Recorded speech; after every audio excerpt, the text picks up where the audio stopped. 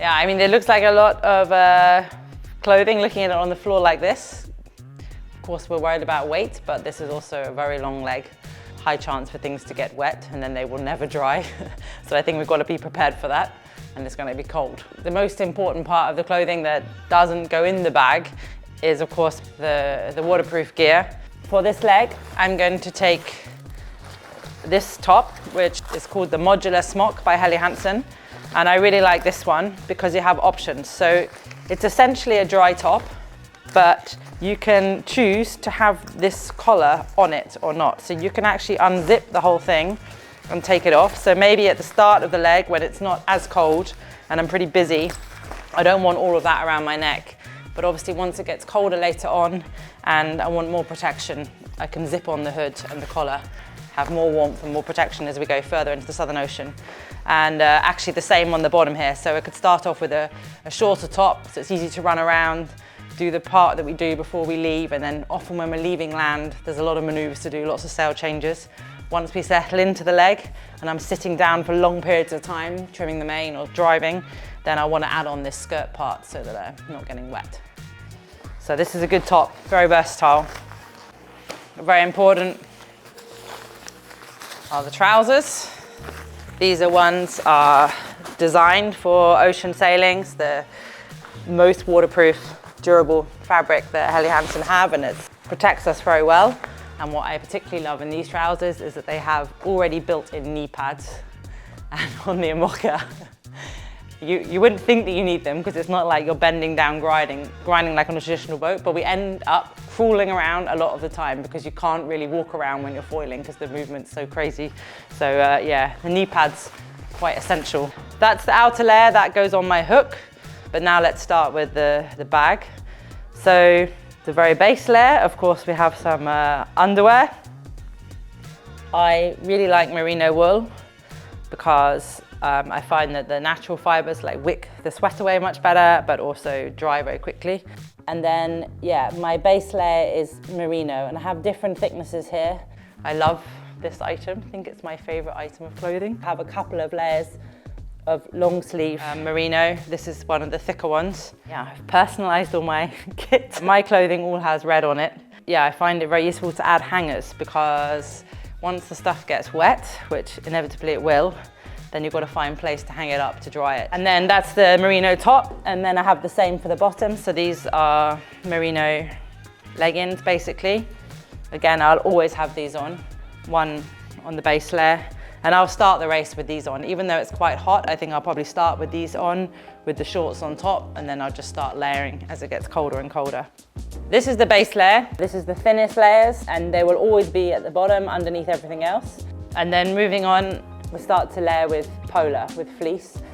And I really like the fleece because I find that, yeah, it dries very quickly, and if there is some moisture on the outside, generally you don't feel it on the inside. So this is the first layer of fleece, which is a slightly thinner one. So I've got your standard fleece top here. It's kind of like a normal fleece thickness. I've also got a gilet because at some point it's hard to keep adding layers because you can't move your arms anymore. So I really like wearing one of these as well, just to add some core warmth without limiting your movement. And then the first layer of fleece on the bottom. So these will be on top of the merino. I think this is the important thing in this leg, is that you end up layering because it doesn't necessarily get colder, you just get more and more tired and then you get more and more cold. So then I have another fleece mid-layer, which is thicker. So this is the thicker mid-layer fleece, top and bottoms. And then finally, when it's really cold and really wet, actually have another mid-layer, like the outer mid-layer. So this has a shell on the outside of it. So we've got the mid-layer jacket, which is kind of padded, so you get air inside it, so that adds lots of warmth. And wear this on top of the fleece mid-layer. And on the bottom, the same kind of cushioning air leaf aloft, it's called, by Helly Hansen, and basically it traps the warmth inside it and gives you a little bit more protection. Just want to keep warm, want to keep dry. That's the layering system. So we've got base layer, a thinner mid layer, a thicker mid layer, and then a kind of waterproof mid layer. Now we move on to the hardcore Southern Ocean gear. This won't come on any other leg. These are actually some ski gloves from Helly Hansen, but it could be that sleeping and being inside the boat, they're not waterproof, but they're for inside the boat when it's really cold. These might be helpful. And I also have some thick 5mm kind of diving gloves for on deck. A couple of different balaclavas, again, a thick one and a thinner one.